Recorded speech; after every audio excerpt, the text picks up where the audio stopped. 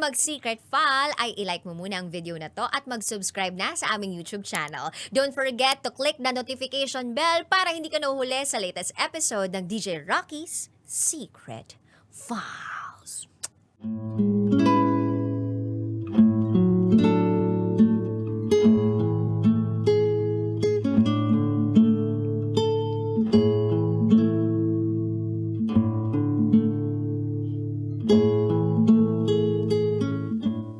And now, it's time for DJ Rocky's Secret Files.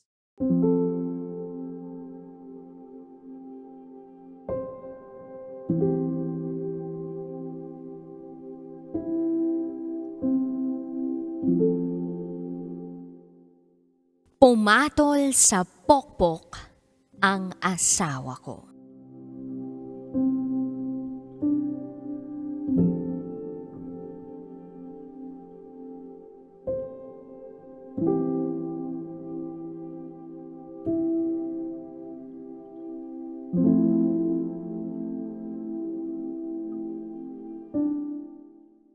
Hi DJ Rocky.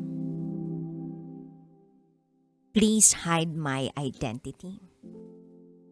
And please bear with me. Hindi ko kasi alam kung paano magkwento. At hindi ko rin alam kung paano ko ito sisimulan. Hindi kasi ako sanay na mag-open up tungkol sa mga ganitong bagay. Ang dami ko kasing nakikita, nababasa, at naririnig kagaya ng ganito.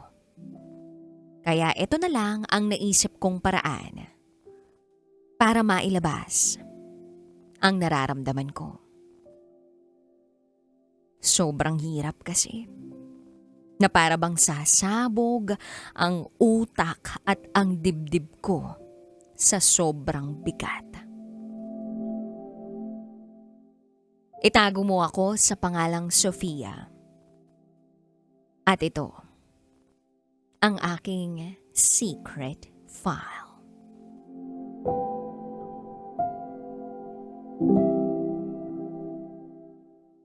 I'm 30 years old. LDR kami ni husband. Even before na mag-boyfriend and girlfriend pa lang kami. Before we got married, may anak na kami. And right now, inakuha niya na kami dito sa ibang bansa. Na para bang sa pagdating namin sa bansang ito, ngayon ko lang nakikilala ang sarili kong asawa. Parang ngayon lang kami nagsisimula sa relasyon namin kahit ang totoo, magwawalong taon na kami. Totoo nga yung sinasabi nila, na makikilala mo ang partner mo pag nagsama na kayo sa iisang bubong. Kaya pala, kabi-kabila ang mga naghihiwalay. Ang saklap, no? Hinintay muna kayong magkaanak, maikasal, bago ma-realize ang lahat. At bago pa magpakitang anyo ang tao.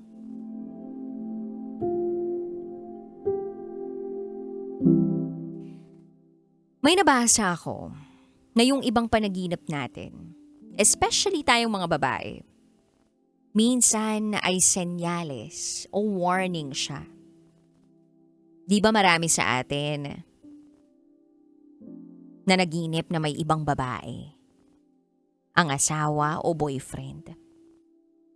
Tapos, tatawanan lang nila tayo dahil nga panaginip lang daw yun. Masakit, no? Lalo na kapag LDR kayo. Mapapaisip ka talaga. Ako kasi, madalas kong mapanaginipan yung ganun. Ganun palagi. may babae ang asawa ko. At eto na nga, DJ Rocky. Nung andito na ako sa bansang ito, I found out through his old phones na totoo ang lahat ng napanaginipan ko. I've been cheated on since the very first time na naging kami. Nasa call logs ang lahat. Lahat ng numero, sinearch ko sa Google. Hindi ko alam pero I think kaadikan na yun. Pumatol siya sa mga pokpok. Yes, akala ko isang pokpok lang. Ang dami pala. Asian escort kung tawagin. And then nalaman ko na pumupunta ang asawa ko sa massage parlors with happy ending. Grabe. Hindi ko alam kung paano ko isisink in lahat yun sa utak ko. Kararating ko lang noon sa bansang to. Ilang weeks pa lang ata yun nung malaman ko lahat ng mga bagay na ito. At nakakapanghina. Sobrang sakit. Na never niya inamin at never humingi ng tawad ang asawa ko. Kung sa bagay, sino nga bang tanga ang aamin sa kasalanan niya, diba, DJ Rocky? At sa sobrang sakit, hindi ko nga alam kung paano ako babangon sa bawat araw. At sa sobrang desperada kong kalkalin ang lahat, pati Google Maps, chinek ko. Imagine, katabi ako sa gabi. Busy kaming mag-cellphone. Ako busy mag-scroll at manood sa social media. Pero itong asawa ko, busy pala mag-search kung saan siya susunod na pupunta. Doon sa search bar and search history ng maps niya ay hinahanap niya at inaalam niya kung gaano kalayo ang lugar na to o ganyan. Nakakabaliw. Parang gusto kong magmura sa mga oras na yun. Yung tipong habang siya humihilik, dahil gabing-gabi na, oras na ng pagtulog, samantalang ako nasa loob ng banyo, umiiyak. At hindi natatapos sa gabi yung pag-iyak ko hanggang madaling araw para akong tanga. Na nakalupasay sa sahig. Niyayakap yung sarili.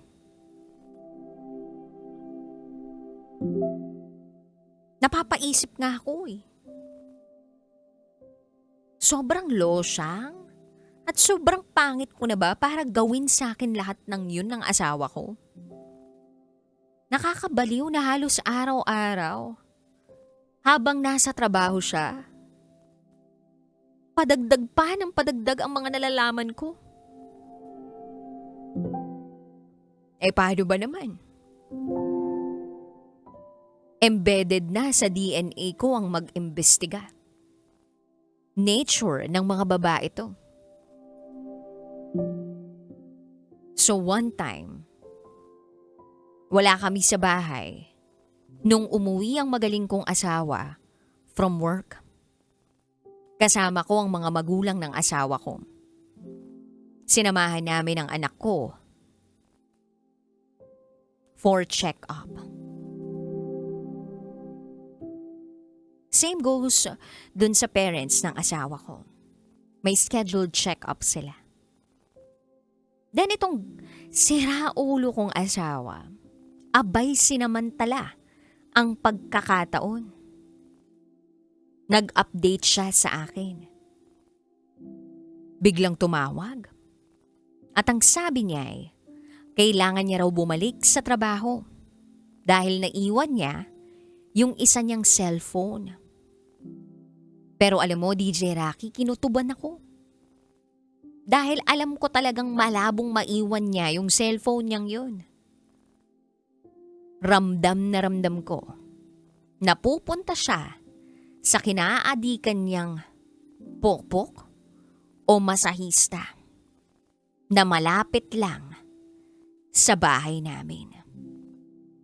Ilang kalye lang bago makapunta ron. That time gustong gusto kong umuwi.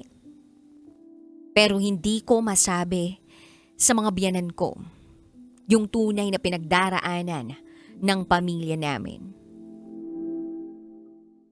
Naninikip ang dibdib ko sa pagkakataong yun. Pinipigilan ko ang mga luha ko. Tapos eto na.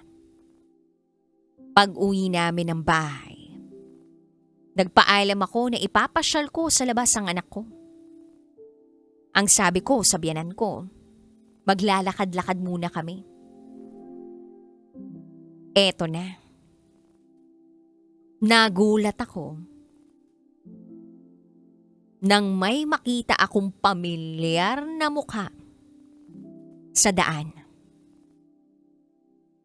At etong daan na ito ay malayong malayo sa trabaho ng magaling kong asawa. It's the opposite way. Papunta sa lugar ng trabaho ng asawa ko. And I'm very sure at that moment kung saan talaga nanggaling ang magaling kong asawa. Opposite direction. Yung daan papunta ng opisina nila. Kaya siguradong sigurado ako na pumunta siya sa massage parlor na malapit lang sa amin. At matik nang magkasalubong kami at paglapit niya, humagulgol na ako sa iyak. Pinagsusuntok ko siya sa dibdib niya kahit na nangihina ang tuhod ko.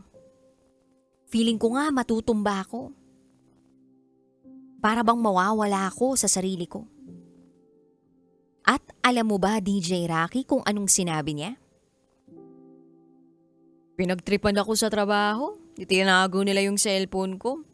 Tapos nasira kasi nabagsak. Kaya ito, pinaayos ko muna dun. DJ Rocky, hindi naman ako ganun kabobo. Hindi ako ganun katanga para paniwalaan yun. Isang cellphone na dekipad, mababasag ang screen at mapapalitan agad-agad. Grabe, parang sasabog ang ulo ko that time. Nakakapanghina. Hindi ko magawang umakyat sa bahay at magmukmok sa kwarto. Hindi ko magawang mag-iyak at magwala kahit yun yung gusto ko talagang gawin dahil nandun yung mga biyanan ko. Then nalaman ko na rin na during our first wedding anniversary, year 2023, naroon siya sa masahistang pokpok niya na nagpapakasarap siya habang kami ng anak niya ay naghihintay sa video call niya.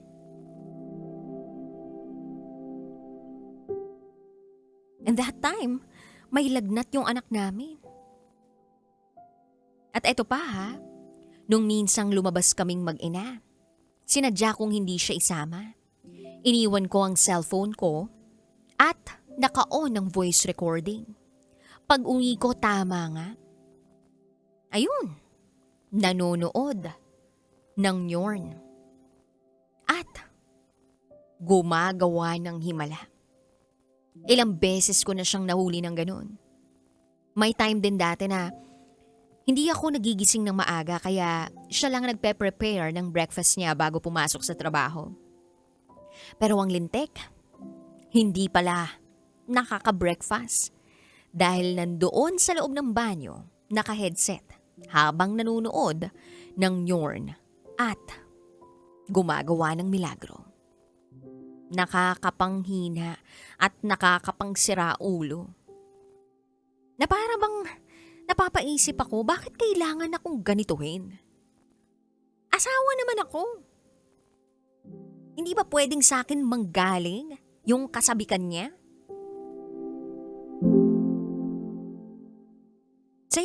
Sabi ko nga sa sarili ko din, same ba ng level of pain yung ganun? Kung nang babae siya at yung mga ginawa niya na pagpatol sa mga pokpok, kasi naisip ko rin, sana nang babae na lang siya para isang babae na lang. Hindi yung ganito na iba't ibang babae tinikman na niya. Nakakabaliw. DJ Rocky, sa ngayon hindi ko alam kung anong dapat kong maramdaman. Halo-halo pinalalampas ko na lang. Pinalilipas ko. Pero paulit-ulit, bumabalik sa utak ko. Yung bigla na lang papasok sa isip ko, tas bigla na lang mag-iiba yung mood ko.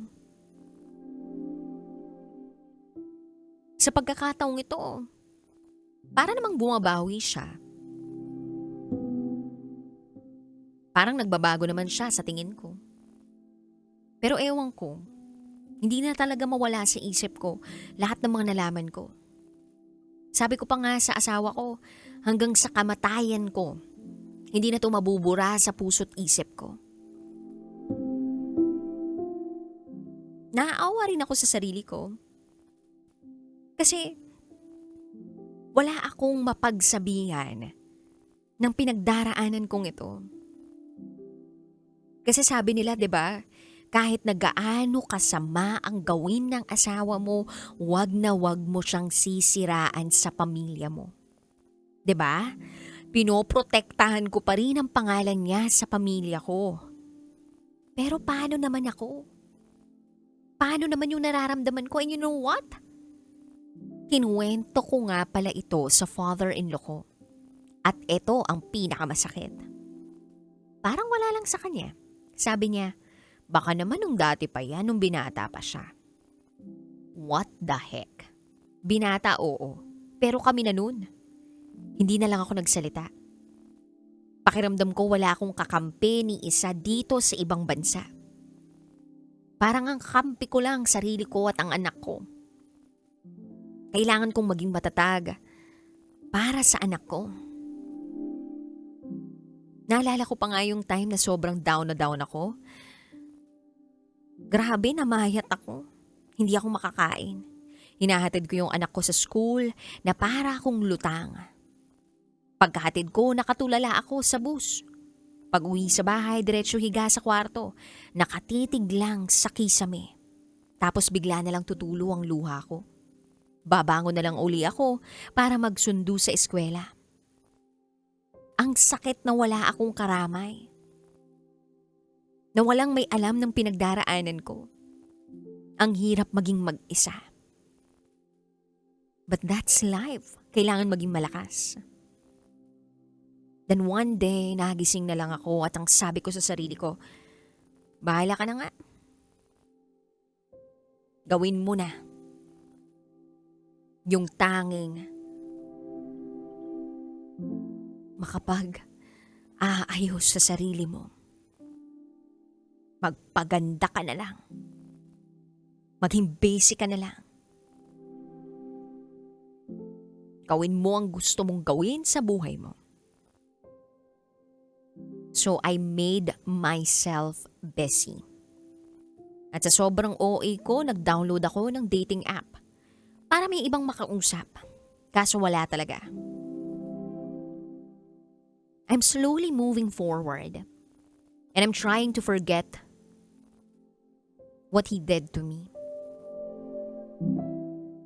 Alam mo, DJ Rocky, merong isang quote akong pinangahawakan na siyang nagpagising sa akin. Be strong.